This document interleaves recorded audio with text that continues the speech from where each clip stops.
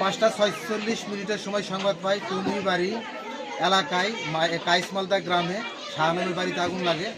সংবাদ পেয়ে টুঙ্গিবাড়ি ফায়ার স্টেশনের 2টি ইউনিট দ্রুত ঘটনাস্থলে এসে আগুন নির্বাপন করে আগুনের ভয়াবহতা দেখে সিরাজদি খান ফায়ার স্টেশন থেকে 2টি ইউনিট এসে আগুনের কাজ করে মোট 4টি ইউনিট আগুন নির্বাপনের কাজ করে আগুনের 6টি বসতঘর ক্ষতিগ্রস্ত হয়েছে। এখানে বসতঘরের মালামাল আগুনে পুড়ে ক্ষতি হয়, তবে কী কারণে আগুন লেগেছে এবং কী পরিমাণ ক্ষয়ক্ষতি হয়েছে তদন্ত সাপেক্ষে বলা যাবে।